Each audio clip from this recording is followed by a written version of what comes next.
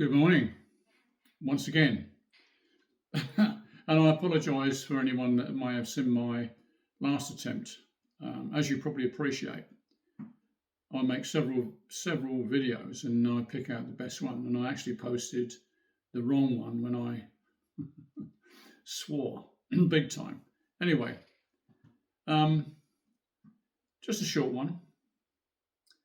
If all the people in Europe, if not the world, were allowed to vote on the conflict in Ukraine, the vast majority, I'm sure, would like to end it.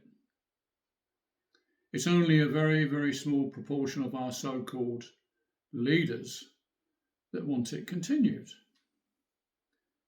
And you'll have to ask them why, because none of us seem to know. We can only guess. Now, Germany just held an election and voted in Friedrich Merz, I believe, another war hawk, along with Macron, Starmer, and von der Leyen, who collectively want a European army. Doesn't France and Germany recall history when they tried that in the past? I don't know. I heard today that Russia and US diplomats are meeting in Ankara. And as of this writing, the name of the respective delegations have not been released.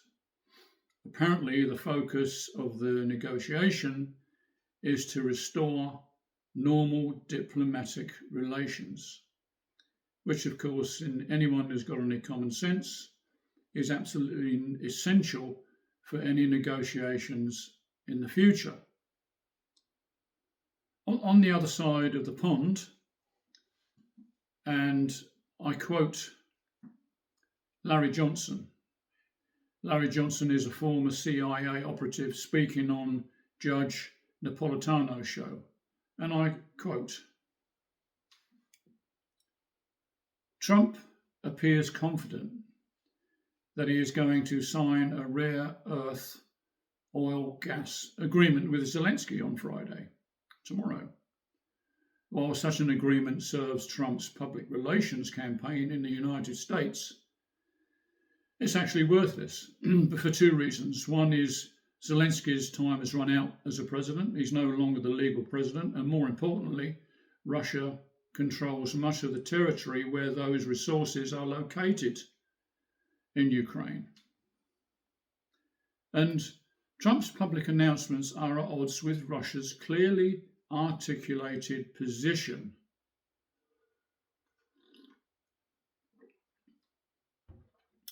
Which is no troops in Europe will be allowed to take up positions in Ukraine. No ceasefire until Ukraine is demilitarized and the Nazi element extinguished. And, more importantly, Russian frozen assets are returned to their rightful owner.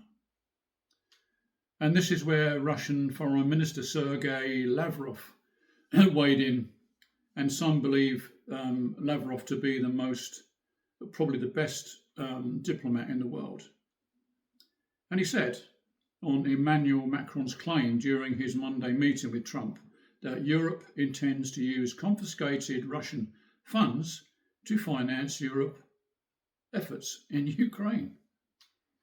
And Lavrov asked for an explanation of the French Emmanuel Macron's statement about Russian assets. And he said, "We want to ask our French colleagues to clarify which international legal document allows the use of profits from what you stole from us." And it seems the Europeans are trying to play the big bad wolf.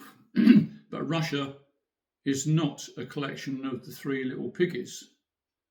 And Europe is just a bunch of malevolent hot air huffing and puffing like crazy people, but lacking any means to weaken Russia's brick house.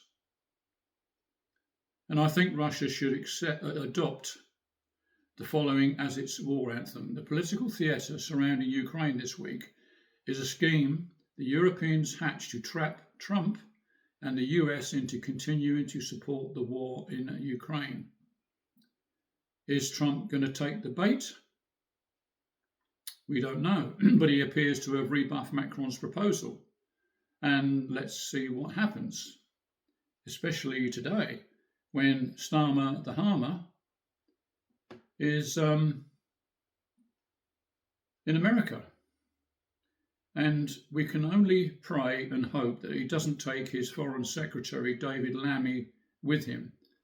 If you ever witnessed David Lammy's appearance on Mastermind, it's on YouTube, you can look it up. He proved to be a thoroughly ignorant man. So, thanks for listening. Please just remember to like and subscribe. It does help things to be spread around as they should be. Thanks for listening. Bye-bye.